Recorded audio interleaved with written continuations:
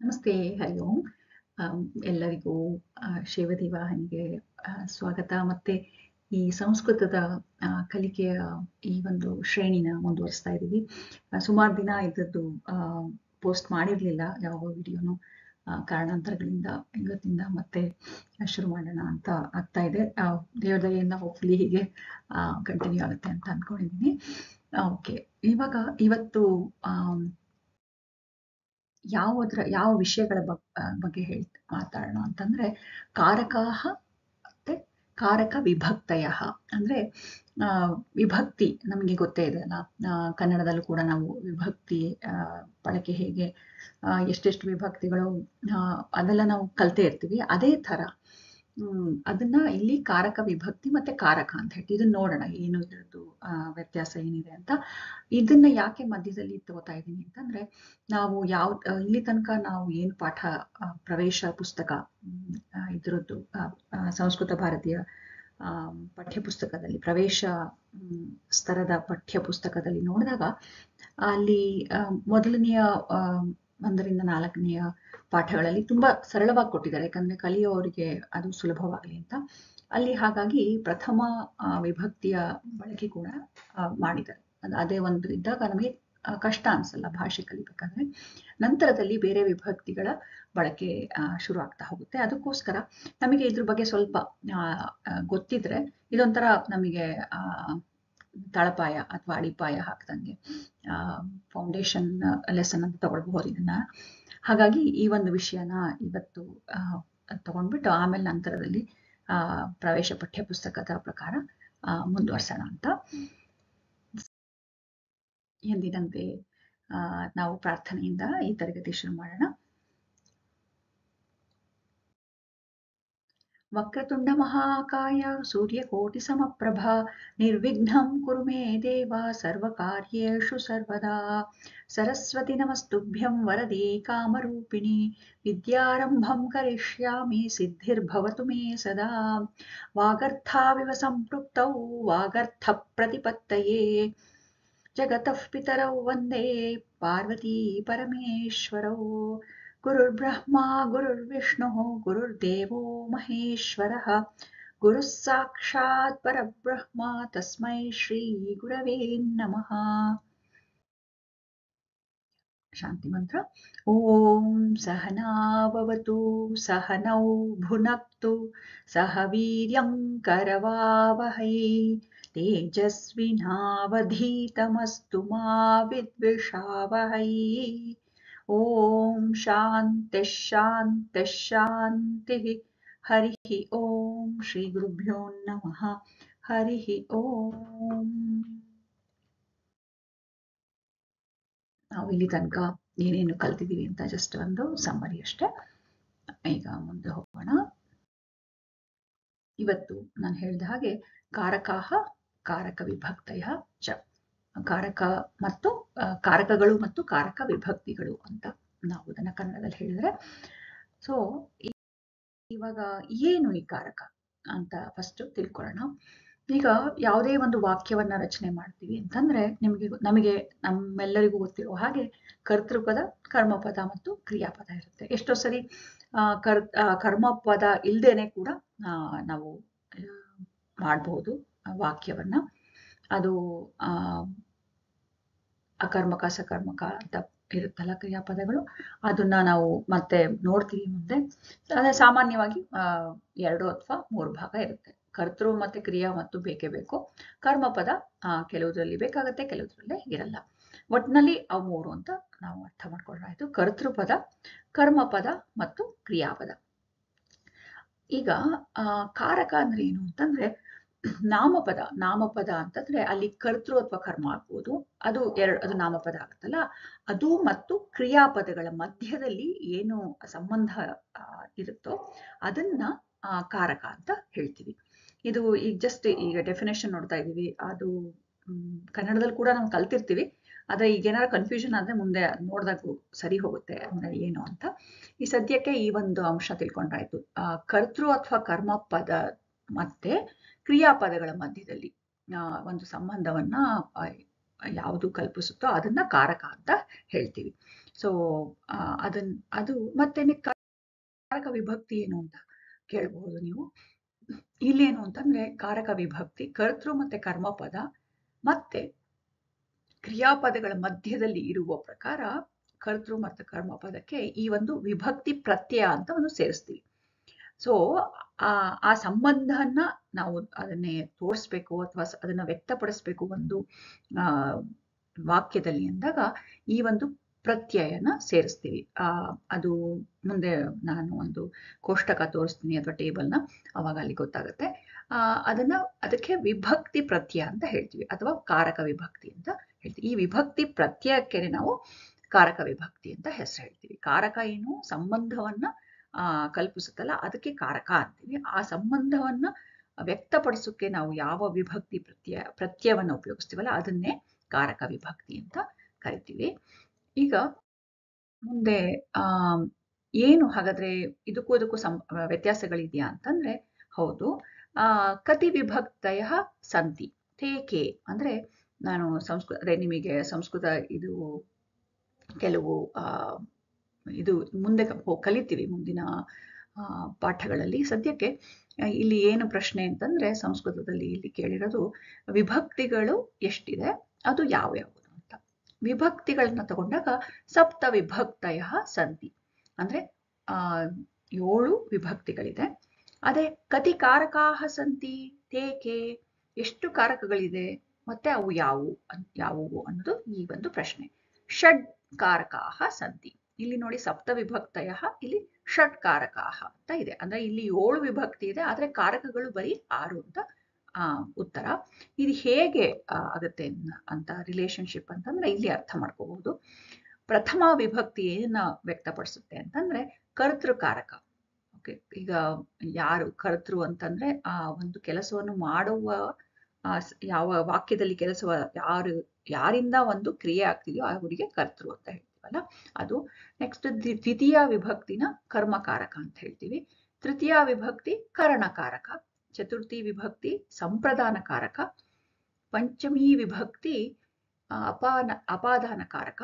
ಮತ್ತೆ ಷಷ್ಠಿ ವಿಭಕ್ತಿಗೆ ಅದರದ್ದು ಕರೆಸ್ಪಾಂಡಿಂಗ್ ಕಾರಕ ಅಂತ ನಾವು ತಿಳಿಸಲ್ಲ. ಷಷ್ಠಿ ವಿಭಕ್ತಿ ಇದೆ ಹೌದು, ಆದ್ರೆ ಅದನ್ನ ಕಾರಕ ಅಂತ ಯಾಕೆ ನಾವು ಪರಿಗಣಿಸಲ್ಲ ಅಂತ ನೆಕ್ಸ್ಟ್ ಸ್ಲೈಡ್ ಅಲ್ಲಿ ಹೇಳ್ತೀನಿ. ಅದಕ್ಕೋಸ್ಕರ 7 ವಿಭಕ್ತಿ ಆಯ್ತು ಆದ್ರೆ 6 ಕಾರಕಗಳಾಗುತ್ತೆ. ಅದು ಯಾಕೆ ಅನ್ನೋದನ್ನ ಮುಂದಿನ ಸ್ಲೈಡ್ ಅಲ್ಲಿ ನೋಡೋಣ. ಆಮೇಲೆ ಸಪ್ತಮಿ ವಿಭಕ್ತಿಗೆ ಏನಂತೀವಿ, ಯಾವ್ದು ಜೊತೆ ಮ್ಯಾಪ್ ಆಗುತ್ತೆ, ಅಧಿಕರಣ ಕಾರಕ ಅಂತ. ಓಕೆನಾ. ಸೊ ಈಗ ಮುಂದಿನ ಇದು ನೋಡಿದಾಗ ಇದು ಒಂದು ಕೋಷ್ಟಕ ಅಥವಾ ಕೋಷ್ಟಕ ಅನ್ನೋದು ಸಂಸ್ಕೃತದಲ್ಲಿ ಅದನ್ನ ಟೇಬಲ್ ಅಂತ ಹೇಳ್ತೀವಲ್ಲ ಅದು ಅಷ್ಟೇ. ಈಗ ವಿಭಕ್ತಿ ಕಾರಕ ಮತ್ತೆ ಅದರದ್ದು ಏನು ಅರ್ಥ, ಎರಡು ಆಂಗ್ಲ ಭಾಷೆಯಲ್ಲಿ ಮತ್ತೆ ಕನ್ನಡದಲ್ಲಿ ವಿಭಕ್ತಿ ರೂಪಕ್ಕೆ ಏನ್ ತಗೊಳ್ತೀವಿ ಅಂತ ನೋಡ್ತೇವೆ.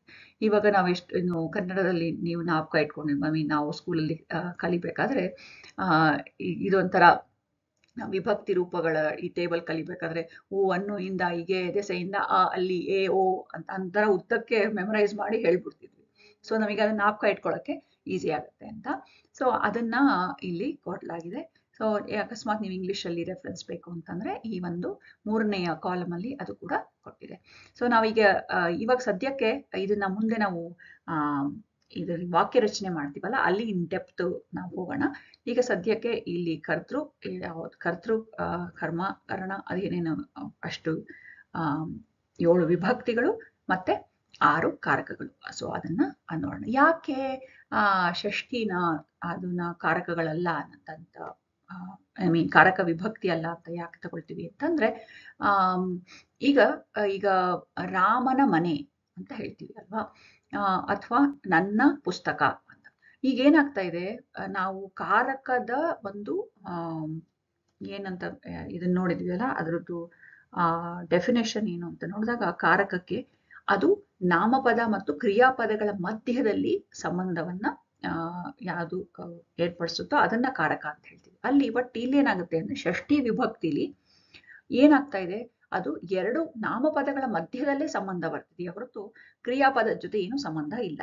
ಅದರಿಂದ ಕಾರಕ ಅಂತ ಕರೆಯಲ್ಲ. ಆದ್ರೆ ಷಷ್ಠಿ ವಿಭಕ್ತಿ ಇದೆ, ಆದ್ರೆ ಅದನ್ನ ಸಂಬಂಧ ಅದನ್ನ ಕಾರಕ ಅಂತ ಕರೆಯಲ್ಲ ಅಷ್ಟೇ. ಅದಕ್ಕೆ ಷಷ್ಠಿ ಸಂಬಂಧ ವಿಭಕ್ತಿ ಅಂತ ಹೇಳ್ತೀವಿ ಹೊರತು ಸಂಬಂಧ ಕಾರಕ ಅನ್ನಕ್ಕಾಗಲ್ಲ. ಸಂಸ್ಕೃತದಲ್ಲಿ ಆ ಥರ ನಾವು ಓದಿದಾಗ ಅದ್ರದ್ದು ಡೆಫಿನೇಷನ್ ಸೂಟ್ ಆಗಲ್ಲ ಅಲ್ಲಿ, ಯಾಕಂದ್ರೆ ಆ ಸಂಬಂಧ ಬರ್ತಿರುವುದು ಎರಡು ನಾಮಪದಗಳ ಮಧ್ಯದಲ್ಲಿ, ಅದಕ್ಕೋಸ್ಕರ ಅಷ್ಟೇ. ಅದು ತಿಳಿದಿರ್ಲಿ. ಅದಕ್ಕೆ ಅಲ್ಲಿ 7 ವಿಭಕ್ತಿಗಳಾಗತ್ತೆ, ಆದ್ರೆ ಕಾರಕಗಳು ಮಾತ್ರ 6 ಕಾರಕಗಳು ಅಂತ ಹೇಳಿದ್ರು ಅಷ್ಟೇ. ಓಕೆ,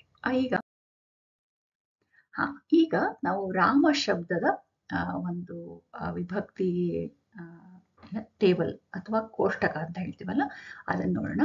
ನೀವು ಇದನ್ನ ನೋಡಿದ್ರೆ ರಾಮ ಶಬ್ದ, ಇಲ್ಲಿ ಕೋಷ್ಟಕ ಅಕಾರಾಂತ ಪುಲ್ಲಿಂಗ ರಾಮ ಶಬ್ದ ಅಂತ ಇದೆ ಅಲ್ವಾ. ಸೊ ಇಲ್ಲಿ ಏನಿದೆ ಅಂತಂದಾಗ ಸ್ವಲ್ಪ ನೋಡೋಣ, ಯಾಕಂದ್ರೆ ಅರ್ಥ ಮಾಡ್ಕೊಳಕ್ಕಾಗತ್ತೆ. ಅಕಾರ ಅಂತ ಅಂದ್ರೆ ಅನ್ನುವ ಒಂದು ಶಬ್ದ, ಒಂದು ಸೌಂಡ್ ಇಂದ ಕೊನೆಯಗೊಳ್ಳುವ ಅಂತ, ಅಕಾರ ಅಂತ ಅಕಾರ ಅಂತ. ಓಕೆನಾ. ಪುಲ್ಲಿಂಗ ಗೊತ್ತೇ ಇದೆ, ಪುಲ್ಲಿಂಗ ಯಾಕಂದ್ರೆ ಅದು ಪುಲ್ಲಿಂಗದ ಪದ. ರಾಮ ಶಬ್ದ, ಅಕಾರ ಅಂತ ಯಾಕೆ ಬಂತು ಅಂತಂದ್ರೆ ಇಲ್ಲಿ ನಾವು ಹಿಂದಿನ ತರಗತಿಯಲ್ಲಿ ತಿಳ್ಕೊಂಡಿದ್ವಿ, ನಾವು ಪದಗಳ ಬಗ್ಗೆ ಮಾತಾಡ್ಬೇಕಾದ್ರೆ ಪ್ರಾತಿಪದಿಕ ಅಂತ ಅಲ್ವಾ, ಅದ್ರದ್ದು ರೂಟ್ ವರ್ಡ್ ಈ ನಾಮಪದಕ್ಕೆ. ಸೊ ಇಲ್ಲಿ ರಾಮ ಅಂದಾಗ ರಾಮ ಅಂದಾಗ ಏನು ಬೇಸಿಕ್ಲಿ ಅದು ಅರ್ಧ ಮ ಮತ್ತೆ ಸೇರಿ ಆಗಿರುವ ಕಾಗುಣಿತಾಕ್ಷರ ಅಲ್ವಾ, ಅದರಿಂದ ಅದು ಇಂದ ಕೊನೆಗೊಳ್ತಾ ಇದೆ. ಅದಕ್ಕೋಸ್ಕರ ಅಕಾರಾಂತ ಪುಲ್ಲಿಂಗ ರಾಮ ಶಬ್ದ ಅಂತ. ಇದು ನೋಡಿ, ಒಂದು ಶಬ್ದ ಅಂತ ಹೇಳ್ಬೇಕಾದ್ರೂ ಅದ್ರದ್ದು ಏನು ಲಕ್ಷಣಗಳು ಅಂತ ಹೇಳ್ಬಿಟ್ಟು ಈ ಒಂದು ಟೇಬಲ್ ಶುರು ಆಗ್ತಾ ಇದೆ. ಸೊ ಇದನ್ನ ನೋಡೋಣ ಈಗ. ಇದು ನೀವು ಸಂಸ್ಕೃತ ಸ್ವಲ್ಪ ಹಿಂದೆ ಕಲ್ತಿರೋದಾದ್ರೆ ಇದು ನಿಮಗೆ ತುಂಬಾ ಫೆಮಿಲಿಯರ್ ಆಗಿ ನೋಡುತ್ತೆ. ಇವಾಗ ಯಾರೇ ಇವಾಗ ಕಲ್ತಿರೋರು ಅಥವಾ ಹಿಂದೆ ಕಲ್ತಿರೋರಾದ್ರೂ ಕೂಡ ಇದು ಇದೊಂಥರ ಕ್ಲಾಸಿಕ್ ಇದು ಟೇಬಲ್ ವಿಷಯ. ಫಸ್ಟ್ ನಾಮ ಶಬ್ದನೇ ನಾವು ಕಲಿಯೋದು. ಇಲ್ಲಿ ವಿಭಕ್ತಿ ಇದೆ, ಇದು ವರ್ಟಿಕಲ್ ಆಗಿ. ಆಮೇಲೆ ಈಗ ಹಾರಿಸಾಂಟಲ್ ಆಗಿ ನೋಡಿದಾಗ ಇಲ್ಲಿ ಏಕವಚನ, ಹೆಡ್ಡಿಂಗ್ ನಾನು ಹೇಳ್ತಾ ಇರೋದು, ಏಕವಚನ, ದ್ವಿವಚನ, ಬಹುವಚನ. ಯಾಕಂದ್ರೆ ಸಂಸ್ಕೃತದಲ್ಲಿ 3 ವಚನಗಳಿದೆ. ಆಮೇಲೆ ವಿಭಕ್ತಿಲಿ ಕೆಳಗಡೆ ಹಿಂಗೆ ಟೈಟಲ್ ಬಂದಾಗ ಪ್ರಥಮ ಇಂದ ಸಪ್ತಮಿ ತನಕ ನೀವು ಕೇಳ್ಬೋದು. ಸಂಬೋಧನ ಏನೋ ಇದೆಯಲ್ಲ, ಅದನ್ನ ಯಾಕೆ ವಿಭಕ್ತಿ ಕೌಂಟಿಗೆ ಸೇರಿಸಿಲ್ಲ, 7 ಅಂತಾನೆ ಹೇಳ್ತಿರಲ್ಲ ಅಂದಾಗ, ಅದನ್ನ ಸಂಬೋಧನನ ಪ್ರಥಮ ವಿಭಕ್ತಿಯ ಒಂದು ಎಕ್ಸ್ಟೆನ್ಷನ್ ಅಂತ ಟ್ರೀಟ್ ಮಾಡೋದು. ಅದಕ್ಕೋಸ್ಕರ 8 ವಿಭಕ್ತಿ ಅಂತ ಹೇಳಲ್ಲ, 7 ವಿಭಕ್ತಿಗಳು ಸಂಬೋಧನ ಒಂದು ಪ್ರಥಮ ವಿಭಕ್ತಿಯ ಒಂದು ಇನ್ನೊಂದು ಭಾಗ ಅಂತಾನೆ. ಯಾಕಂದ್ರೆ ಅದು ನಾವು ಸಂಬೋಧನೆ ಮಾಡಬೇಕಾದ್ರೆ ಅವ್ರ ಹೆಸರು ಕರೆಯೋದಷ್ಟೇ ಅಲ್ವಾ. ಸೊ ಅದಕ್ಕೋಸ್ಕರ ಅದು ಪ್ರಥಮ ವಿಭಕ್ತಿಯ ಜೊತೆಗೇನೆ ಕೌಂಟ್ ಆಗುತ್ತೆ, ಅದರಿಂದ ಅದು ಸಪರೇಟ್ ಅಂತ ಕೌಂಟ್ ಆಗಲ್ಲ. ಇವಾಗ ನಾವು ಏನು ಯೂಶಲಿ ಸಂಸ್ಕೃತದಲ್ಲಿ ನೀವೆಲ್ಲ ಯಾರು ಸಂಸ್ಕೃತ ಮುಂಚೆ ಕಲ್ತಾಗ ಏನಂತ ಮಾಡ್ತಿದ್ವಿ, ಹೀಗೆ ಬಾಯಿ ಪಾಠ ಮಾಡ್ಕೊತಾ ಹೋಗಿದ್ವಿ. ರಾಮಃ ರಾಮೌ ರಾಮಾಃ ರಾಮಂ ರಾಮೌ ರಾಮಾನ್ ರಾಮೇಣ ರಾಮಾಭ್ಯಾಂ ರಾಮೈಃ ರಾಮಾಯ ರಾಮಾಭ್ಯಾಂ ರಾಮೇಭ್ಯಃ ರಾಮಾತ್ ರಾಮಾಭ್ಯಾಂ ರಾಮೇಭ್ಯಃ ರಾಮಸ್ಯ ರಾಮಯೋಃ ರಾಮಾಣಾಂ ರಾಮೇ ರಾಮಯೋಃ ರಾಮೇಷು ಹೇ ರಾಮ ಹೇ ರಾಮೌ ಹೇ ರಾಮಾಃ ಅಂತ ಯೂಶಲಿ ಹೀಗೆ ಬಾಯಿಪಾಠ ಮಾಡ್ತಾ ತುಂಬಾ ಸರಿ ಹೇಳ್ಕೊಂಡು ಅಭ್ಯಾಸ ಮಾಡ್ತಾ ಇದ್ದಿದ್ದು. ಇವಾಗ್ಲೂ ಸುಮಾರು ಮಾಡ್ತಾರೆ. ಈಗೇನಾಗುತ್ತೆ ಅಂತಂದ್ರೆ ಇದೊಂಥರ ಟ್ರೆಡಿಷನಲ್ ವೇ, ನಾವು ಹೇಳಿ ಅದು ಏನ್ ಅಂದ್ರೆ ಅನುಪಠಣ ಮಾಡೋದು ಅಂತ ಹೇಳ್ತೀವಲ್ಲ, ಆ ಥರ ಮಾಡ್ತಾ ಮನನ ಮಾಡ್ಕೊಂಡು ಹೋಗೋದು, ಅದು ಸ್ವಾಭಾವಿಕವಾಗಿ ನಡೆಯೋದು. ಅದೂ ಒಳ್ಳೇದೇನೆ, ತೊಂದರೆ ಇಲ್ಲ.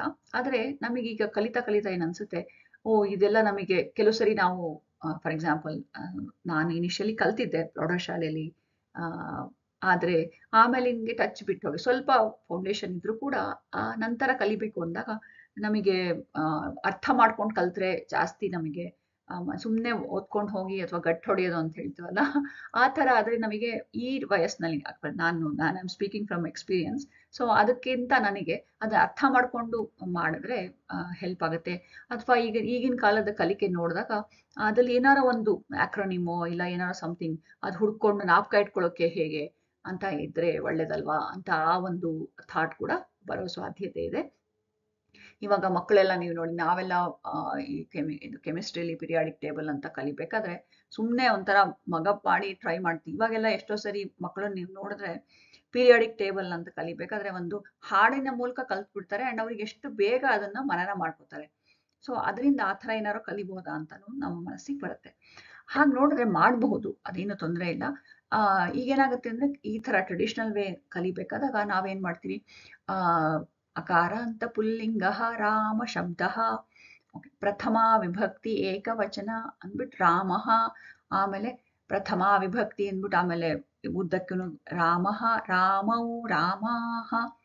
ಎಷ್ಟೋ ಸರಿ ನಮಗೆ ಅದು ರಿಜಿಸ್ಟರ್ ಆಗ್ಲಿ ಅಂತ ಪ್ರಥಮ ವಿಭಕ್ತಿ ಏಕವಚನ ರಾಮ ಹಾಗೆ ಹೇಳ್ಕೊಂಡು ಹೋಗುದು ಇದೆ. ಸೊ ಯಾವುದು ನಮಗೆ ವರ್ಕ್ ಆಗುತ್ತೋ ಆ ಥರ ಅಡಾಪ್ಟ್ ಮಾಡ್ಕೋಬಹುದು. ಈಗ ನಾವು ನೋಡ್ತೀವಿ ಅಂತಂದ್ರೆ ಈ ತರ ಸುಮ್ಮನೆ ನಾನು ಇನ್ನೊಂದು ಕಲರ್ ಅಲ್ಲಿ ತೋರಿಸಿದ್ದೀನಿ ಅಷ್ಟೇ. ಯಾಕೆ ಅಂತಂದ್ರೆ ನೋಡೋಣ.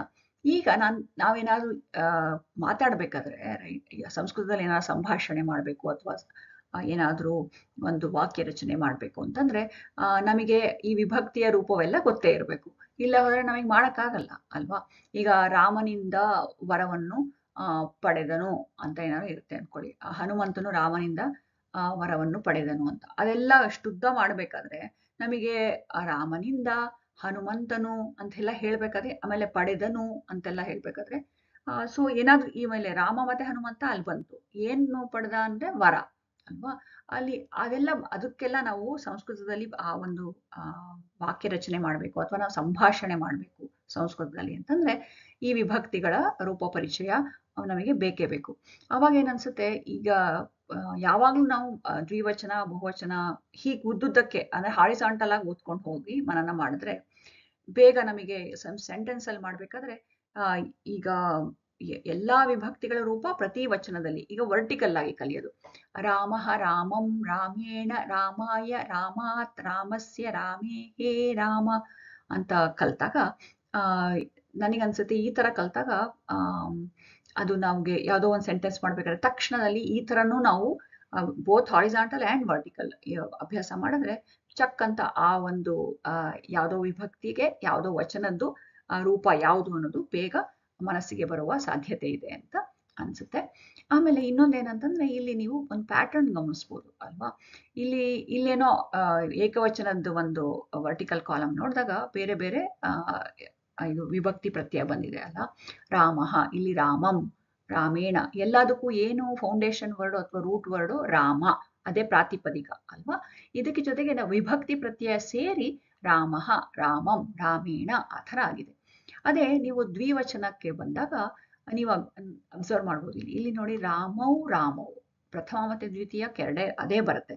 ರಾಮಾಭ್ಯಾಂ ರಾಮಾಭ್ಯಾಂ ರಾಮಾಭ್ಯಾಂ, ಸೊ ಅದು 3. ಮತ್ತೇನಾಗಿದೆ ರಾಮಯೋಹೋ ರಾಮಯೋಹೋ, ಇದು ಸಂಬೋಧನ ನಾಪಕ ಇಟ್ಕೋಬೇಕು, but it's very similar to ಪ್ರಥಮ ವಿಭಕ್ತಿ, ಅದರಿಂದ ಅಷ್ಟು ನಿಮಗೆ ಕಷ್ಟ ಆಗಲ್ಲ. ಸೊ ಇದನ್ನ ನಾವು ಗಮನಿಸಿದ್ರೆ ಪ್ರಥಮ ಇಂದ ಸಪ್ತಮಿ ತನಕ ಇಲ್ಲಿ ನೋಡಿ ಒಂದು ಪ್ಯಾಟರ್ನ್ ನೋಡ್ತೀರಾ. ಪ್ರಥಮ ದ್ವಿತೀಯ ಒಂದೇ ತರ, ಆಮೇಲೆ ನೆಕ್ಸ್ಟ್ 3ರಿಂದ 5ನೇ ವಿಭಕ್ತಿ ಒಂಥರ, ಆಮೇಲೆ 6 ಮತ್ತೆ 7 ಒಂಥರ. ಸೊ ಇದೊಂಥರ ಪ್ಯಾಟರ್ನ್ 2 3 2. ಸೊ ಇದು ಶಬ್ದಗಳಿಗೆಲ್ಲ ಅಪ್ಲೈ ಆಗುತ್ತೆ. ನೆಕ್ಸ್ಟ್ ಬಹುವಚನ ನೋಡಿದಾಗ ಕೂಡ ಸ್ವಲ್ಪ ಸಿಮಿಲಾರಿಟಿಗಳಿದೆ. ಇದರಷ್ಟು ದ್ವಿವಚನದಷ್ಟು ಬರದೇ ಇದ್ರೂ ಕೂಡ ನಿಮಗೆ ಒಂದು ಸ್ವಲ್ಪ ಪ್ಯಾಟರ್ನ್ ಕಾಣಿಸುತ್ತೆ. ಈಗ ಪ್ರಥಮ ದ್ವಿತೀಯ ಮತ್ತೆ ತೃತೀಯ ಬೇರೆ ಬೇರೆನೆ, ಆದರೆ ಚತುರ್ಥಿ ಮತ್ತೆ ಪಂಚಮಿ ಒಂದು ಬಂತು. ಸೊ ಇಲ್ಲಿ ಆ ಥರ ನಾವು ಗಮನಿಸಿದಾಗ ಇಲ್ಲಿ ಏನಾರ ಒಂದು ಮಾಡ್ಕೊಂಡು ನಮ್ಗೆ ಜ್ಞಾಪಕ ಇಟ್ಕೊಳ್ಳೋಕೆ ಏನಾದ್ರು ಆಗುತ್ತಾ ಅಂತ ನೋಡೋಕೆ ನಮ್ಮ ಮನಸ್ಸು ಥಿಂಕ್ ಮಾಡುತ್ತೆ ಅಲ್ವಾ, ಸಹಜವಾಗಿ. ಅದಕ್ಕೆ ನಾವು ಓದ್ಬೇಕಾದ್ರೆ ಇವೆಲ್ಲ ಇರ್ಲಿಲ್ಲ, ಬಟ್ ಈಗ ಮಕ್ಕಳಿಗೆ ಕಲಿಸ್ಬೇಕಾದ್ರೆ ಎಷ್ಟೋ ಶಾಲೆಗಳಲ್ಲಿ ನೋಡಿದ್ದೀನಿ ಈ ತರ ಒಂದು ಕಲಿಸ್ತಾರೆ. ಸೊ ಅದನ್ನ ಏನು ಅಂತ ಹಿಂಗ್ ನೋಡೋಣ. ಸೊ ಪ್ರಥಮ ರಾಮ, ರಾಮಂ, ರಾಮೇಣ, ರಾಮಾಯ, ರಾಮಾತ್, ರಾಮಸ್ಯ, ರಾಮೇ ಹೇ ರಾಮ. ಓಕೆನಾ. ಈಗ ದ್ವಿವಚನ ನೋಡಿದಾಗ ಅದನ್ನೇ ನಾನು ಹೈಲೈಟ್ ಮಾಡಿದ್ದೀನಿ, just so that colour coding ಮಾಡಿದ್ರೆ ಒಂಥರ ನಮ್ಮ ಯಾಕಂದ್ರೆ ಬ್ರೈನ್ಗೆ ವಿಜುವಲ್ ಎಫೆಕ್ಟ್ ಇದ್ದಾಗ ಬೇಗ ಕ್ಯಾಚ್ ಮಾಡುತ್ತೆ ನಮ್ಮ ಬ್ರೈನ್, ಅದಕ್ಕೋಸ್ಕರ. ಮತ್ತೆ ರಾಮವು ನಿಮಗೆ 2 ಒಂದೇ ಕಲರ್ ಗೊತ್ತಾಗತ್ತೆ, ರಾಮವು ಅಂದಾಗ ಅದೆರಡು ಒಂದೇ ತರ ಬರಬೇಕು. ಆಮೇಲೆ ರಾಮಾಭ್ಯಾಂ ರಾಮಾಭ್ಯಾಂ ರಾಮಾಭ್ಯಾಂ ರಾಮಯೋಹೋ ರಾಮಯೋಹೋ ಆಮೇಲೆ ಹೇ ರಾಮೌ. ಇಲ್ಲಿ ನೋಡಿ ಗಮನಿಸ್ಬಿ ಪ್ರಥಮ ಮತ್ತೆ ಸಂಬೋಧನ ಸಂಬಂಧ ಅವೆರಡಕ್ಕೂ ಒಂದೇ ತರ ಸಂಬೋಧನಾ ಪ್ರಥಮ ವಿಭಕ್ತಿಯಲ್ಲೇ ಇದೆ, ಅದ್ರ ಜೊತೆನೆ ಜೋಡಣೆಯಾಗಿ ಬರುತ್ತೆ, ಅದಕ್ಕೆ ಸೆಪರೇಟ್ ಅಂತ ಅಲ್ಲ ಅಂತ ಹೇಳಿದ್ವಲ್ಲ.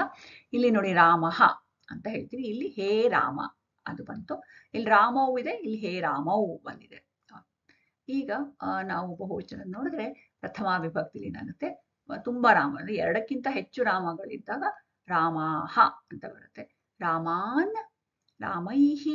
ನೆಕ್ಸ್ಟ್ ನೀವು ಎರಡು ಒಂದೇ ಕಲರ್ ಅಲ್ಲಿ ಇರೋದ್ರಿಂದ ನಿಮಗೆ ಗೊತ್ತು ಇವೆರಡು ಫಾರ್ಮು ಒಂದೇ ತರ ಬರುತ್ತೆ ಅಂತ. ರಾಮೇಭ್ಯ ಮತ್ತೆ ರಾಮೇಭ್ಯ ರಾಮಾಣಾಂ ರಾಮೇಶು ಹೇ ರಾಮಾಹ. ಓಕೆನಾ? ಸೊ ಇದನ್ನ ಅಬ್ಸರ್ವ್ ಮಾಡಿದಾಗ ಏನಂತ ಮಾಡ್ಬೋದು, ಸೊ ಇವೆಲ್ಲ ಈ ಕೊನೆ ಈಗ ವಿಭಕ್ತಿ ಪ್ರತ್ಯಯ ತಾನೆ, ಪ್ರತ್ಯಯಗಳು ತಾನೇ ಚೇಂಜ್ ಆಗೋದು, ಅದನ್ನೆಲ್ಲ ಪ್ರತ್ಯಯಗಳನ್ನೆಲ್ಲ ಗಮನಿಸಿದ್ರೆ ಇದು ಹೇಗಾಗಿದೆ ಅನ್ನಕ್ಕೆಲ್ಲ ಸೂತ್ರಗಳಿದೆ. ಇಲ್ಲಿ ಯಾಕೆ ರಾಮಃ ಬಂತು ರಾಮಂ ಬಂತು ಅಂತ, ಅದು ತುಂಬಾ ಇನ್ ಡೆಪ್ತ್ ನಾವು ಸಂಸ್ಕೃತ ವ್ಯಾಕರಣನ ನಾವು ಪಠಣ ಮಾಡ್ತೀವಿ, ಅಧ್ಯಯನ ಮಾಡ್ತೀವಿ ಅಂತಂದ್ರೆ ಆ ಲೆವೆಲ್ಗೆ ಯಾರು ಪ್ರಯತ್ನ ಮಾಡೋ ಖಂಡಿತ ತುಂಬಾನೇ ಬೇಕಾದಷ್ಟು ಕೋರ್ಸ್ಗಳಿದೆ, ತುಂಬಾ ಒಳ್ಳೊಳ್ಳೆ ಸಂಸ್ಕೃತ ವಿಶ್ವವಿದ್ಯಾಲಯಗಳು ಕೂಡ ಇದೆ. ಆ ಒಂದು ಇದಕ್ಕೆ ಮಾಡ್ಬೇಕು ಅಂದ್ರೆ ಅದಕ್ಕೆ ಆ ತರ ಅವಕಾಶಗಳಿದೆ. ಸದ್ಯಕ್ಕೆ ನಮಗಿಲ್ಲಿ ಏನು ನಾವು ಸಂಸ್ಕೃತದಲ್ಲಿ ಸರಳ ಸರಳ ಪದಗಳು, ಸರಳ ವಾಕ್ಯಗಳನ್ನ ಮಾಡುವಂತ ಶಕ್ತಿ ನಾವು ಮತ್ತೆ ಅರ್ಥ ಮಾಡಿ ಏನಾದ್ರು ಓದಿದ್ರೆ ಶ್ಲೋಕಗಳನ್ನ ಅರ್ಥ ಮಾಡ್ಕೊಳ್ಳೋಕೆ ಒಂದು ಶಕ್ತಿ ಬಂದ್ರೆ ಈ ಸದ್ಯಕ್ಕೆ ಈ ಲೆವೆಲ್ ಅಲ್ಲಿ ನಮಗೆ ಸಾಕು ಅಂತ ಅನ್ಸುತ್ತಲ್ವಾ. ಸೊ ಇವಾಗ ಏನ್ ಮಾಡ್ಬೋದು, ಈ ಒಂದು ಕೊನೆಯ ಪ್ರತ್ಯಯಗಳು ಬರುತ್ತಲ್ಲ ವಿಭಕ್ತಿ ಪ್ರತ್ಯಯ, ಅದ್ರಲ್ಲೆಲ್ಲ ಸೇರ್ಕೊಂಡು ಆಕ್ರೋನಿಮ್. ಈಗ ಹಿಂದೆ ನಾವು ಓದ್ಬೇಕಾದ್ರೆ ರೈಟ್ ಏನಾದ್ರು ಒಂದು ಆಕ್ರೋನಿಮ್ ಇಟ್ಕೋತಿದ್ವಿ. ಫಾರ್ ಎಕ್ಸಾಂಪಲ್ ರೈನ್ಬೋಲಿ ಯಾವ್ಯಾವ ಕಲರ್ಸ್ ಇದೆ ಅಂತ ಅಂದ್ರೆ ವಿಬ್ ಗಯಾರ್ ಅಂತ ನಾಪ್ಕ ಇಟ್ಕೋದ್ವಿ. ಯಾಕೆ? ಒಂದೊಂದು ಲೆಟರ್ನು ಅದ್ರೊಳಗಡೆ ಅದಕ್ಕೆ ಒಂದು ಕಲರಿಂಗ್ ಮ್ಯಾಚ್ ಆಗ್ತಿತ್ತಲ್ವಾ. ಇಲ್ಲ ಅವ್ರು ಎಲ್ಲಾದನ್ನು ಸುಮ್ಮನೆ ಕಲರೇ ನಾವು ಮೆಮರೈಸ್ ಮಾಡ್ತೀವಿ ಅಂತಂದ್ರೆ ಸ್ವಲ್ಪ ಕಷ್ಟ ಆಗುತ್ತೆ. ಸೊ ವಿಬ್ ಗಯರ್ ಅಂದಾಗ ಯಾರಿಗೆ ಒಂಥರ ಅದು ವಿ ಅಂದ್ರೆ ಯಾವುದು, ಹಂಗೆ ಐ ಅಂದ್ರೆ ಸೊ ನಾಪ್ಕ ಇಟ್ಕೊಳಕ್ಕೆ ಆ ಥರ ಯೂಸ್ ಮಾಡ್ತೀವಿ. ಹಾಗೇನೆ ಇಲ್ಲಿ ಒಂದು ಆಕ್ರೋನಿಮ್ ಮಾಡ್ಕೋಬೋದಾ? ಖಂಡಿತ ಮಾಡ್ಕೋಬಹುದು. ಸೊ ಅದಕ್ಕೆ ಇಲ್ಲಿ ಕೊಟ್ಟಿದೆ ಒನ್ ಅಂದ್ರೆ ಇಲ್ಲಿ ಏಕವಚನ ಅಂತ ಹೀಗೆ ಉದ್ದಕ್ಕೆ ಓದ್ಕೊಂಡು ಹೋಗೋದು, ಒಂದು ವಚನ ತಗೊಳ್ಳೋದು, ಎಲ್ಲಾ ವಿಭಕ್ತಿಗಳಲ್ಲಿ ಮಾಡ್ಕೊಂಡು ಹೋದ್ರೆ ಆ ಥರ ಕಲ್ತ್ರೆ ನಮಗೆ ನಾನು ಹಿಂದೆ ಹೇಳ್ದಂಗೆ ರೀಕಾಲ್ ಮಾಡಕ್ಕೆ ಅಥವಾ ನಮಗೆ ನಾವು ನಮ್ಮ ಮೆಮರಿಯಿಂದ ಆಚೆ ತೆಗೆದು ಅದನ್ನ ಉಪಯೋಗಿಸೋಕೆ ಅನುಕೂಲ ಆಗುತ್ತೆ. ಹೀಗೆ ಹಾರಿಜಾಂಟಲ್ ಆಗಿ ಕೂತ್ಕೊಳ್ಳೋಕೆ ಹೋಗಕ್ಕಿಂತ ಇಲ್ಲಿ ಹೇಗೆ ಬಂದಿದೆ ಅಂತಂದ್ರೆ ಫಸ್ಟ್ ಫಾರ್ ಎಕ್ಸಾಂಪಲ್ ಒನ್ ಅಂತ ಇರೋದು ಇಲ್ಲಿ ಮ್ಯಾಚಸ್ ಟು ಏಕವಚನ ಎಲ್ಲಾ ವಿಭಕ್ತಿಗಳಲ್ವಾ. ರಾಮಃ ಅಂದಾಗ ಹ ಅಂತಲ್ವಾ, ಅದು ಹಾಗೆ ತಗೊಳ್ಳಿ. ನೆಕ್ಸ್ಟ್ ರಾಮಂ ದೆನ್ ರಾಮೇಣ ಅಂತ ಇದೆ. ಸೊ ಇಲ್ಲಿ ಏನಾಗುತ್ತೆ ಅಂದ್ರೆ ಇಲ್ಲಿ ರಾಮೇಣ ಬರುತ್ತೆ ಕೆಲವು ಸರಿ, ಅದೇ ಬೇರೆ ಕೆಲವು ಪದಗಳಲ್ಲಿ ದೇವೇನ ಅಂತೀವಿ, ನ ಅಥವಾ ಣ ಬರುತ್ತೆ ಅಲ್ಲಿ ಪ್ರತ್ಯಯ. ಸೊ ಇಲ್ಲಿ ಏನಂತ ಅದಕ್ಕೋಸ್ಕರ ಇಲ್ಲಿ ಜನರಿಕ್ ಆಗಿ ನಾ ಅಂತ ಬಂದಿದೆ. ಸೊ ಇಲ್ಲಿ ಹಾ ಬಂತು, ಇಲ್ಲಿ ಮತ್ತೆ ಏಣ, ರಾಮದ ಜೊತೆಗೆ ಏನ್ ಬಂದಿದೆ ಏಣ ಅಂತ, ಹಂಗ್ ರಾಮ ಪ್ಲಸ್ ಏಣ ಹಾಗೆ ತಗೊಂಡ್ರೆ ಅದನ್ನ ಅದೇ ವಿಭಕ್ತಿ ಪ್ರತ್ಯಯನ ವಾಪಸ್ ಆಚೆ ತಗೊಂಡ್ರೆ ಅದು ಏನ ಅಂತ ತಗೋ. ಆಮೇಲೆ ಆಯ ಬಂತು, ರಾಮಾಯದಲ್ಲಿ ಆಯ ಇದೆ ಅಲ್ವಾ, ರಾಮ ಆಯ ರಾಮಾಯ. ಆಮೇಲೆ ಆತ್ ರಾಮಾತ್, ಸೊ ಆತ್. ಸೊ ಏನಾಗಿದೆ ಹಮೇನಾಯಾತ್ಸ್ಯೆ. ಸೊ ಇಲ್ಲಿ ತನಕ ಹ ಮೇ, ಇಲ್ಲಿ ಅರ್ಧಮ ಮತ್ತು ಇಲ್ಲಿ ಮೇಣ ಅಥವಾ ಮೇನ ಅದು ಚೇಂಜ್ ಆಗುತ್ತೆ ಪದಗಳ ಮೇಲೆ, ಅದು ಯಾಕೆ ಅಂತ ಆಮೇಲೆ ನೋಡೋಣ. ಇಲ್ಲಿ ಮೇನ ಅಥವಾ ಮೇಣ. ಸೊ ಆಮೇಲೆ ಏನಾಯ್ತು ರಾಮಾಯದಲ್ಲಿ ಆಯ ಬಂತು. ಸೊ ಏನಾಯ್ತು ಹಮೇನಾಯ ಅಲ್ಲಿ ತನಕ ಬಂದ್ವಿ. ಆಮೇಲೆ ಆತ್ ಬಂತು, ಸೊ ಅರ್ಧಥ. ಆಮೇಲೆ ಏನ್ ಬಂದಿದೆ ಸ್ಯ ಬಂತು, ಸ್ಯ ಜೊತೆಗೆ ಬಂತು ಏನ್ ಬಂತು ರಾಮ ಏ ರಾಮ, ರಾಮೇಯಲ್ಲಿ ಏನಾಗಿದೆ ರಾಮ ಬಂತು ಎ ಬಂದಿದೆ ಅಲ್ವಾ. ಸೊ ಅದಕ್ಕೆ ಎ ಸೇರ್ಸೋಣ. ಸೊ ಹಮೇನಾಯಾತ್ಸ್ಯೆ ಅಂತ ನಾಪ್ಕ ಇಟ್ಕೊಂಡಾಗ ಓಕೆ ಇದನ್ನ ರಾಮ ರಾಮಂ ರಾಮೇಣ ರಾಮಾಯ ರಾಮಾತ್ ರಾಮಸ್ಯ ರಾಮೇ ಅಂದಾಗ ನಾವ್ ಯಾವ್ಯಾವ್ದು ಪ್ರತ್ಯಯಗಳು ಅಲ್ಲಿ ಕೊನೆಗೊಂಡಿದೆ ಆ ಪ್ರತ್ಯಯನ ಅಟ್ಯಾಚ್ ಆಗಿದೆ ರಾಮ ಪ್ರಾತಿಪದಿಕಕ್ಕೆ ಅಂತ ರಿಕಾಲ್ ಮಾಡಕ್ಕೆ ಈಸಿ ಆಗುತ್ತೆ. ಹಾಗೇನೆ ದ್ವಿವಚನ ನೋಡಿದಾಗ ಇಲ್ಲಿ 2ನೇ ಪಾಯಿಂಟ್ ಅಂತ ತೋರಿಸಿದಲ್ಲ, ಅಲ್ಲಿ ದ್ವೌ, ಯಾಕೆ ದ್ವೌ ಅಂತ ಮಾಡ್ತೀವಿ, 2 ಸರಿ ಬಂದಿದೆ ಏನು ಔ ರಾಮನ ಜೊತೆ ಔ ಸೇರ್ಕೊಂಡು ರಾಮೌ ಆಗಿದೆ ಅಲ್ವಾ. ಸೊ ಅದು 2 ಸರಿ ಬಂದಿದೆ, ಅದಕ್ಕೋಸ್ಕರ ದ್ವೌ. ಆಮೇಲೆ ತ್ರಿಭ್ಯಾಂ. ತ್ರಿಭ್ಯಾಂ ಅಂತ ಯಾಕೆ ಹೇಳ್ತಿದೀವಿ? ರಾಮಾಭ್ಯಾಂ ಅಂತ ಇದೆ ಅಲ್ವಾ. ಅದು ಎಷ್ಟು ಸರಿ ಬಂದಿದೆ? 3 ಸರಿ ಬಂದಿದೆ. ಸೊ ಭ್ಯಾಮ್ ಅನ್ನೋದು 3 ಸರಿ, 3 ಸರಿ, ಅದರಿಂದ ತ್ರಿಭ್ಯಾಂ ಅಂತ. ಆಮೇಲೆ ಯೋಹೋ, ಇಲ್ಲಿ ನೋಡಿ ರಾಮಯೋಹೋ ರಾಮಯೋಹೋ, ಅದು 2 ಸರಿ ಬಂದಿದೆ, ಅದಕ್ಕೋಸ್ಕರ ದ್ವಯೋಹೋ. ಸೊ ದ್ವೌ ತ್ರಿಭ್ಯಾಂ ದ್ವಯೋಹೋ ಅಂತ ನಾಪ್ಕ ಇಟ್ಕೋಬಹುದು. ದ್ವಿವಚನದ ಎಲ್ಲ ವಿಭಕ್ತಿ ರೂಪಗಳನ್ನ ಹೇಗೆ ತಕ್ಷಣ ಬೇಗ ಬೇಗ ಆ ವಿಭಕ್ತಿ ಪ್ರತ್ಯಯಗಳನ್ನ ರಿಕಾಲ್ ಮಾಡಕ್ಕೆ ಹೆಲ್ಪ್ ಆಗುತ್ತೆ. ಕೊನೆಗೆ 3ನೆಯ ಕಾಲಮು ಅಥವಾ ಬಹುವಚನದ ಕಾಲಮ್ ಅಲ್ವಾ, ಅಲ್ಲಿ ನೋಡಿದಾಗ ರಾಮಾಹ ಅಂದಾಗ ಆಹ ಬಂದಿದೆ ಅಲ್ವಾ. ಆಮೇಲೆ ರಾಮಾನ್ ಅಂದಾಗ ಅರ್ಧ ನ ಬಂತು, ಸೊ ಅಲ್ಲಿ ಆಹಾನ್. ಆಮೇಲೆ ರಾಮೈಹಿ ಅಂದಾಗ ಐಹಿ, ಸೊ ಅದು ಸೇರಿ ಆಹಾನೈಹಿ ಅಂತ ಒಂದು ಆಕ್ರೋನಿಮ್ ನಾವೇ ಮಾಡ್ಕೊಂಡಿದ್ದೀವಿ. ಆಮೇಲೆ ರಾಮೇಭ್ಯ ಅನ್ನೋದು 2 ಸರಿ ಬಂದಿದೆ. ಸೊ ಏನಾಯ್ತು? 2 ಅನ್ನಕ್ಕೇನು? ದ್ವೇ. ಸೊ ದ್ವೇಭ್ಯ ಅಂತ ನಾವೇ ಅನ್ಕೊಳ್ಳೋಣ. ಸೊ ಆನಾಮೇಶು, ಆನಾಮೇಶು ಯಾಕಾಯ್ತು? ರಾಮಾಣಾಂ ಅಂತ ಇದೆ ಅಲ್ವಾ. ನಾ ಹೇಳ್ದಂಗೆ ಕೆಲವು ಪದಗಳಿಗೆ ನಾಮ್ ಬರುತ್ತೆ, ಕೆಲವಿಗೆ ನಾಮ್ ಬರುತ್ತೆ ಪ್ರತ್ಯಯ ಆಗಿ. ಯಾಕೆ ಅಂತದ್ದು ಆಮೇಲೆ ಅದಕ್ಕೆ ಒಂದು ರೂಲ್ ಇದೆ, ಎಲ್ಲಿ ನಕಾರ ಬರುತ್ತೆ ಎಲ್ಲಿ ನಕಾರ ಬರುತ್ತೆ ಅಂತ. ಅದನ್ನ ನಂತರದಲ್ಲಿ ನೋಡೋಣ. ಸದ್ಯಕ್ಕೆ ಇಲ್ಲಿ ಅಲ್ಲಿ ನಾವು ಆಕ್ರನಿಮ್ ಮಾಡ್ಕೊಂಡಾಗ ಇದು ಜನರಿಕ್ ಆಗಿ ಯಾವುದೇ ಅಕಾರಾಂತ ಪುಲ್ಲಿಂಗ ಪದ ಇದ್ರೂ ಕೂಡ ನಮಗೆ ಹೆಲ್ಪ್ ಆಗೋ ತರ ಮಾಡ್ಕೊತಾ ಇದೀವಿ. ರಾಮಾಣಾಮ್ ಅಂದ್ರೆ ಆನಾಮ್, ಅದು ಪ್ಲಸ್ ರಾಮೇಶು. ನೆಕ್ಸ್ಟ್ ಏನ್ ಬಂದಿದೆ? ವಿಭಕ್ತಿ ಪ್ರತ್ಯಯ ಸಪ್ತಮಿ ವಿಭಕ್ತಿ ಬಹುವಚನದ ಪದಕ್ಕೆ ಏಷು, ರಾಮೇಶು. ಸೊ ಆನಾಮೇಶು, ಆಹಾನೈಹಿ ದ್ವೇಭ್ಯ ಆನಾಮೇಶು ಅಂತ ಮಾಡ್ಬೋದು. ಸೊ ಇದನ್ನ ನಿಮಗೆ ಒಂಥರ ಆಕ್ರನಿಮ್ ತರ ನಾವು ಇಟ್ಕೊಂಡ್ಬಿಟ್ರೆ ವಿಭಕ್ತಿಗೆ ಒಂದು ಆಕ್ರನಿಮ್ ಇದು. ಸೊ ಆ ತರ ಮಾಡಿದಾಗ ಹೀಗೆ ವರ್ಟಿಕಲ್ ಆಗಿ ಒಂದು ವಚನ ತಗೊಂಡು ಎಲ್ಲಾ ವಿಭಕ್ತಿ ರೂಪಗಳಿಗೆ ಹೇಳ್ತಾ ಹೋದ್ರೆ ತುಂಬಾ ಅನುಕೂಲ ಆಗುತ್ತೆ. ಸೊ ಈ ತರನ ಕಲಿಕೆನ ಮಾಡಬಹುದು. ಈಗ ಇನ್ನೊಂದು ಶಬ್ದ ನೋಡೋಣ. ರಾಮ, ಅದು ರಾಮ ಶಬ್ದ ಏನಾಯ್ತು? ಪುಲ್ಲಿಂಗದಾಯ್ತು. ಈಗ ಒಂದು ಸ್ತ್ರೀಲಿಂಗ ಪದವನ್ನು ನೋಡಿ ಕಲ್ಯಾಣ. ರಮಾ ಶಬ್ದ. ಕೋಷ್ಟಕ ಇಲ್ಲಿ ಏನಿದೆ? ಸಬ್ ಹೆಡಿಂಗು ಆಕಾರಾಂತ ಸ್ತ್ರೀಲಿಂಗ ರಮಾ ಶಬ್ದ. ಹೀಗೆ ನೋಡಿ, ನಿಜವಾಗ್ಲೂ ಒಂದು ಶಬ್ದನ ಅದನ್ನ ನಮಗೆ ಪರಿಚಯ ಮಾಡ್ಕೊಡ್ಬೇಕಾದ್ರೆ ಎಷ್ಟು ಅದಕ್ಕೆ ಅದರ ಇನ್ಫಾರ್ಮೇಶನ್ ನೋಡಿ ಎಷ್ಟು ಚೆನ್ನಾಗಿ ಕೊಟ್ಟಿರ್ತಾರೆ. ಆಕಾರ ಅಂತ.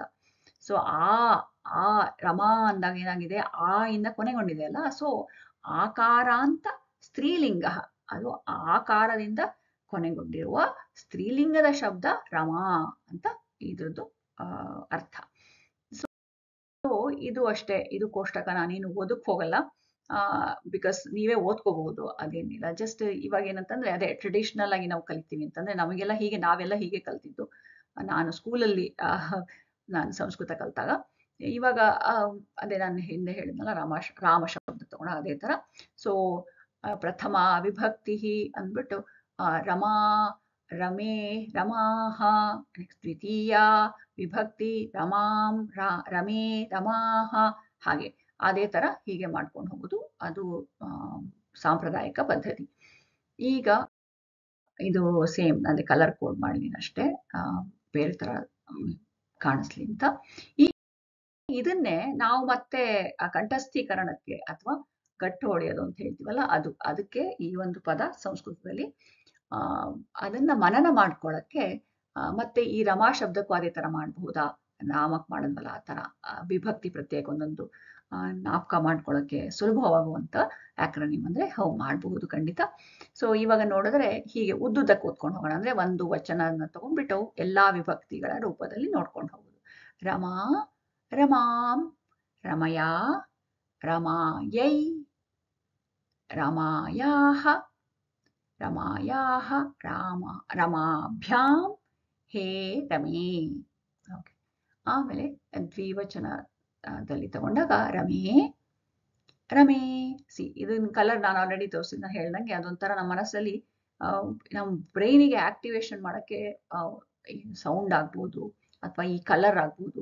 ಅದು ಮಾಡಿದಾಗ ಆ ವಿಷಯ, ಯಾವುದೇ ವಿಷಯವನ್ನು ಕಲಿತಾಗ ಬೇರೆ ಬೇರೆ ಸೆನ್ಸ್ ಆರ್ಗನ್ಸ್ ಅಪ್ಲೈ ಆದಾಗ ನಮಗೆ ಬೇರೆ ಬೇರೆ ರೀತಿಯಲ್ಲಿ ಈ ತರ ಕಲರ್ ಇರ್ಬೋದು, ಇಲ್ಲ ನಾವು ಮಾತಾಡಿದ್ದಿರ್ಬೋದು, ಆ ತರ ಎಲ್ಲಾ ತರನು ನೋಡ್ಕೊಂಡಾಗ ನಮ್ಮ ಕಲಿಕೆ ಚೆನ್ನಾಗಿ ಉತ್ತಮವಾಗುತ್ತೆ ಇನ್ನೂ ಅಂತ. ಯಾಕಂದ್ರೆ ತುಂಬ ಬ್ರೈನ್ ಅಲ್ಲಿ ಇರೋ ಬೇರೆ ಬೇರೆ ಪಾರ್ಟ್ಸ್ ಎಲ್ಲ ಆಕ್ಟಿವೇಟ್ ಆಗುತ್ತೆ.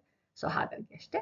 ಸೊ ರಮೇ ರಮೇ ಪ್ರಥಮ ಮತ್ತೆ ದ್ವಿತೀಯ ಎರಡೂ ಒಂದೇ ಫಾರ್ಮ್ ತಗೊಳುತ್ತೆ, ರೂಪ ತಗೊಂಡಿದೆ ದ್ವಿವಚನದಲ್ಲಿ. ಹಾಗೇನೆ ರಮಾಭ್ಯಾಂ ರಮಾಭ್ಯಾಂ ರಮಾಭ್ಯಾಂ. ಸೊ ಮೂರನೆಯಿಂದ ಪಂಚಮಿ ವಿಭಕ್ತಿ, ತೃತೀಯ ಚತುರ್ಥಿ ಮತ್ತೆ ಪಂಚಮಿ ವಿಭಕ್ತಿ ಎಲ್ಲದನ್ನು ಒಂದೇ ರೂಪ ತಗೊಂಡಿದೆ. ಜಸ್ಟ್ ಲೈಕ್ ರಾಮ ಶಬ್ದದ ನೋಡಿ, ಬಟ್ ಅದು ಅಲ್ಲಿ ಇಲ್ಲಿ ರಮಾಭ್ಯಾಂ ಅದನ್ನ ನೋಡ್ಕೊಳ್ಳಿ ಅಷ್ಟೇ. ರಮಯೋಹೋ ರಮಯೋಹೋ ಅಂಡ್ ದೆನ್ ಹೇ ರಮೇ. ಓಕೆ, ಇಲ್ಲಿ ನೀವಿಗೆ ನೋಡಿದಾಗ ಅಲ್ಲಿ ಏನಾಗಿತ್ತು, ರಾಮ ಅಂತ ಬಂದು ಇಲ್ಲಿ ಸಂಬೋಧನಾ ವಿಭಕ್ತಿಯಲ್ಲಿ ಹೇ ರಾಮ ಆಗಿತ್ತು. ಇದು ಒಂದು ನೀವು ಗಮನಿಸ್ಕೊಳ್ಳಿ, ಅಲ್ಲಿ ರಮಾ ಹೇ ರಮೇ ಅಂತ ಬಂದಿದೆ ಈ ಫಾರ್ಮ್ ಅಲ್ಲಿ. ಆಮೇಲೆ ಬಹುವಚನ ನೋಡಿದಾಗ ರಮಾಹ ರಮಾಹ. ಇಲ್ಲಿ ಏನು ಮತ್ತೆ ಪ್ರಥಮ ಮತ್ತೆ ದ್ವಿತೀಯ ವಿಭಕ್ತಿ ಕೂಡ ಮ್ಯಾಚ್ ಆಗಿದೆ. ಅಲ್ಲಿ ಬೇರೆ ಇತ್ತು ರಾಮಪದದಲ್ಲಿ, ಬಟ್ ಇದು ನೋಡಿ ಈ ರೂಪ ಸ್ತ್ರೀಲಿಂಗ ರೂಪದಲ್ಲಿ ಇದು ಬೇರೆ ತರ ಬರುತ್ತೆ. ರಮಾಭಿಹಿ ತೃತೀಯ ವಿಭಕ್ತಿ. ಆಮೇಲೆ ಮತ್ತೆ ಕಲರ್ ಕೋಡ್ ಇದೆ, ನಿಮಗೆ ಗೊತ್ತು. ಸೊ ಎರಡು ಒಂದೇ ಕಲರ್ ಇದೆ ಅಂತಂದ್ರೆ ಚತುರ್ಥಿ ಮತ್ತೆ ಪಂಚಮಿ ವಿಭಕ್ತಿ ಒಂದೇ ವಿಭಕ್ತಿ ಪ್ರತ್ಯಯ ಬಂದಿದೆ ಅಂತ. ರಮಾಭ್ಯ ರಮಾಭ್ಯ. ಆಮೇಲೆ ಷಷ್ಠಿ ವಿಭಕ್ತಿಲಿ ರಮಾಣಾಂ, ಸಪ್ತಮಿಲಿ ರಮಾಸು. ಓಕೆನಾ. ಸೊ ಒಂದು ಇವಾಗ ಏನು ನೀವು ಗೆಸ್ ಮಾಡ್ತೀರಾ, ಸಂಬೋಧನಾ ವಿಭಕ್ತಿ ಸಿಮಿಲರ್ ಟು ಪ್ರಥಮ ವಿಭಕ್ತಿನೇ. ಸೊ ಏನಾಗುತ್ತದು, ಹೇ ರಮಾಹ. ಓಕೆನಾ. ಸೊ ಈ ತರ ಕಲ್ತಾಗ ನಮಗೆ ಸಹಾಯ ಆಗುತ್ತೆ. ಇದನ್ನೇ ಅಲ್ಲಿ ಮಾಡಿದ್ವಲ್ಲ ರಾಮ ಶಬ್ದದಲ್ಲಿ, ಹಾಗೇನೆ ಈ ವಿಭಕ್ತಿ ಪ್ರತ್ಯಯ ಅಂತೇನು, ಯಾವ ಆ ಪ್ರಾತಿಪದಿಕಕ್ಕೆ ಒಂದು ಪ್ರತ್ಯಯ ಸೇರಿ ಆಗಿರೋದು. ಅದಿಲ್ಲಿ ಏನು ಯಾವ ಪ್ರತ್ಯಯ ಉಪಯೋಗಿಸ್ತಿದೀವಿ, ವಿಭಕ್ತಿ ಪ್ರತ್ಯಯ ನಥಿಂಗ್ ಬಟ್ ಸಫಿಕ್ಸ್ ಅಂತ ಹೇಳ್ತೀವಲ್ಲ ಆ ಥರ. ಓಕೆನಾ. ಇಲ್ಲಿ ಅದನ್ನ ನೋಡಿದಾಗ ಈಗ ಏನ್ ರೈಟ್, ಅವಾಗ ಇಲ್ಲಿ ಏನ್ ನೋಡೋಣ, ಈಗ ಏನಾಗಿದೆ, ಒಂದು ಬಂತು ಇಲ್ಲಿ. ರಮಾಮಲ್ಲಿ ಆಮ್ ಬಂದಿದೆ, ಇಲ್ಲೊಂದು ರಮಾ ಇಂದ ಇಲ್ಲಿ ರಮಾಮಿಂದ ಆಮ್, ಆಮೇಲೆ ರಮಯಾ ಇಂದ ಯಾ, ರೈಟ್. ಆವಾಗ ಏನಾಗುತ್ತೆ, ಆಮ್ಯಾ, ಆಮೇಲೆ ರಮಾಯೈಯಿಂದ ಯೈ ತಗೊಳ್ಳೋದು. ಸೊ ಆಮ್ಯಾಯೈ.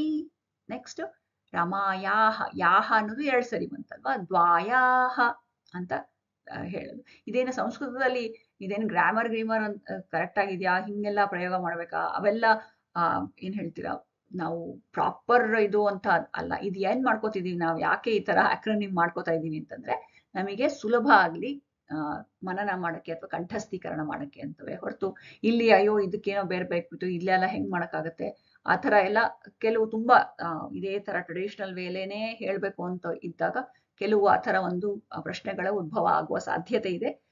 ಏನಂತಂದ್ರೆ ಅದಕ್ಕೆ ನಾನು ಎರಡು ತೋರಿಸಿದ್ದು. ಆ ಟೇಬಲ್ ಅಲ್ಲಿ ನೀವು ಸಾಂಪ್ರದಾಯಿಕವಾಗಿ ಹೇಗೆ ನಾವು ಟ್ರೆಡಿಷನಲ್ ಕಲಿತಾ ಇದ್ವೋ ಆ ತರ ಕಲಿತಾಗ ನಿಮಗೆ ಅನುಕೂಲ ಆಗುತ್ತೆ. ಆ ತರನೇ ಮೆಮರೈಸ್ ಮಾಡಿ, ಇಲ್ಲ ನಾನು ಈ ತರ ಒಂದು ಉದ್ದುದ್ದಕ್ಕೆ ಕಲಿತೀನಿ, ಈ ತರ ಆಕ್ರನಿಮ್ ಮಾಡ್ಕೊಂಡ್ರೆ ನನಗೆ ಹೆಲ್ಪ್ ಆಗುತ್ತೆ ಅನ್ನೋದಾದ್ರೆ ಆ ತರ ಕೂಡ ಮಾಡಬಹುದು. ಓಕೆನಾ.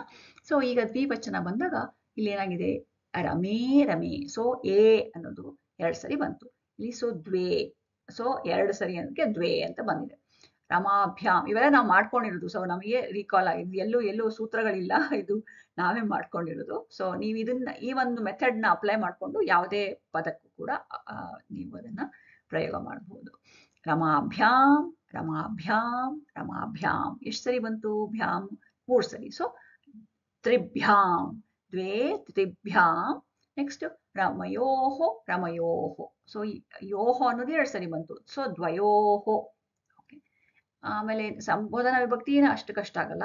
ಸೊ ಪ್ರಥಮದಲ್ಲಿ ಮಾತ್ರ ಸ್ವಲ್ಪ ಡಿಫ್ರೆಂಟ್ ಫಾರ್ಮ್ ಬರುತ್ತೆ. ಪ್ರಥಮ ಏಕವಚನಕ್ಕೂ ಪ್ರಥಮ ಸಂಬೋಧನ ಏಕವಚನಕ್ಕೂ. ಅದೇ ದ್ವಿವಚನ ಮತ್ತೆ ಬಹುವಚನದಲ್ಲಿ ಪ್ರಥಮ ವಿಭಕ್ತಿಯ ರೂಪ ಹೇಗಿರುತ್ತೋ ಅದಕ್ಕೆ ಹೇ ಸೇರಿಸ್ಬಿಟ್ರೆ ಆಯ್ತು ಅಷ್ಟೇ.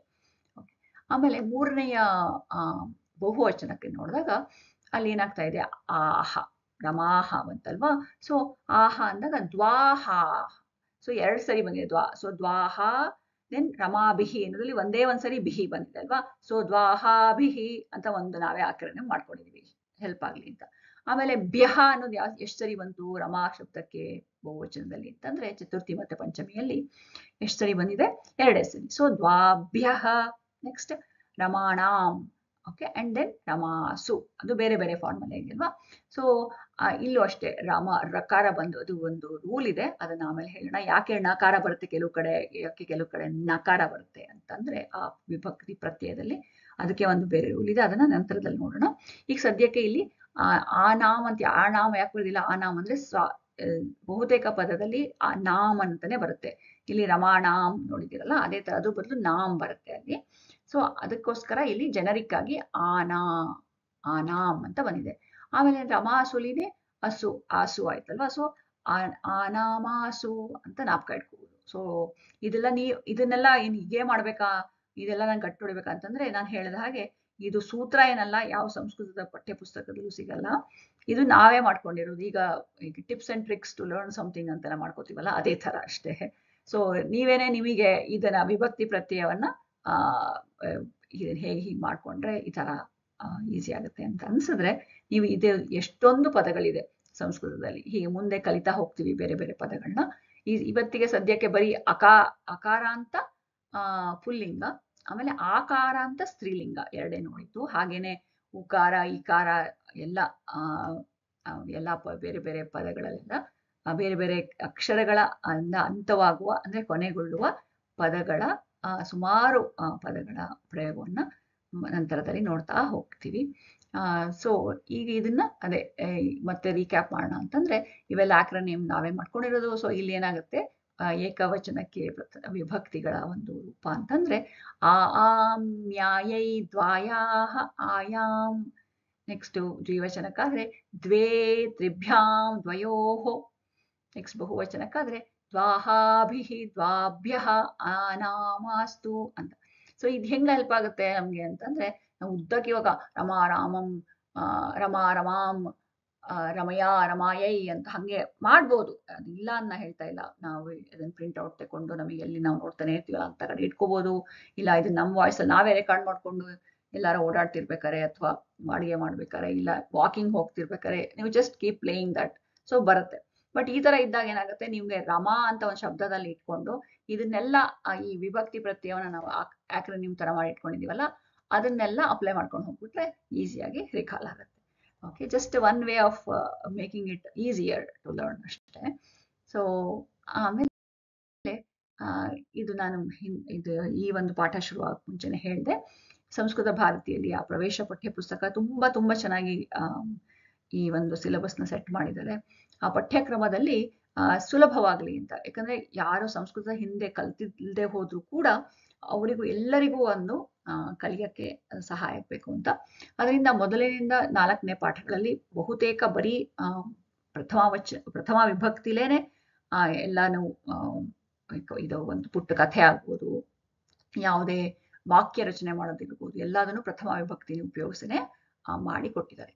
ಅದೇ ಯಾವ ಬೇರೆ ವಿಭಕ್ತಿಗಳನ್ನು ನೋಡಿದ್ವಲ್ಲ 2ರಿಂದ 7 ತನಕ, ಅದರದ್ದು ಉಪಯೋಗ ಮಾಡಿಕೊಂಡು ಬರುವ ಪಾಠಗಳೆಲ್ಲ 5ನೇ ಪಾಠದ ನಂತರ ಬರುತ್ತೆ. ಈ ಪ್ರವೇಶ ಪಠ್ಯ ಪುಸ್ತಕದಲ್ಲಿ 10 ಪಾಠಗಳಿದೆ. ಅದರಿಂದ ನಾನು ಯಾಕೆ ಮುಂಚೆನೆ ತಗೊಂಡೆ ಅಂತಂದ್ರೆ, ನಮಗೆ ಈ ಒಂದು ವಿಭಕ್ತಿ ಪ್ರತ್ಯಯಗಳು ಕಾರಕಗಳು ಅದ್ರ ಬಗ್ಗೆ ನಮಗೆ ಸ್ವಲ್ಪನಾರು ಪರಿಚಯ ಅಂತ ಇದ್ರೆ, ಈಗ ನಾವೇನಾದ್ರು ಓದಿದಾಗ ನಮಗೆ ಒಂದಿಷ್ಟು ಚೆನ್ನಾಗಿ ಅರ್ಥ ಆಗ್ತಾ ಹೋಗುತ್ತೆ. ಸುಮ್ಮನೆ ಓದೋದಲ್ಲ, ಅರ್ಥ ಮಾಡಿ ಓದಕ್ಕೆ ತುಂಬಾ ಸಹಾಯ ಆಗುತ್ತೆ.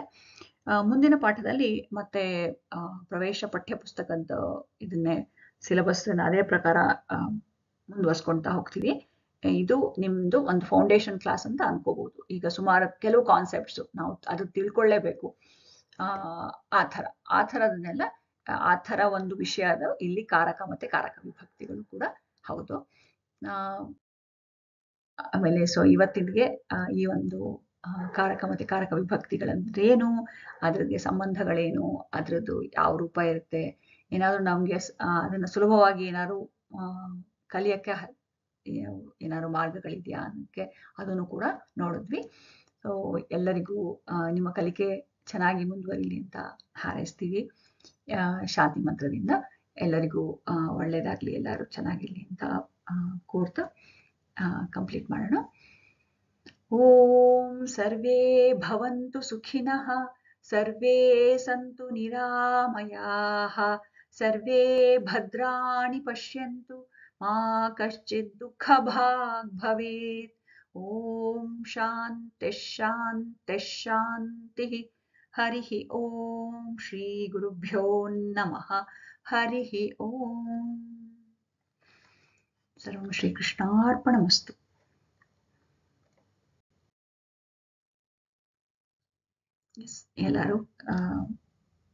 ಎಲ್ಲರಿಗೂ ಬೆಸ್ಟ್ ವಿಶಸ್, ಶುಭಮಸ್ತು. ಮತ್ತೆ ಮುಂದಿನ ತರಗತಿಯಲ್ಲಿ ನೋಡೋಣ. ಧನ್ಯವಾದಗಳು.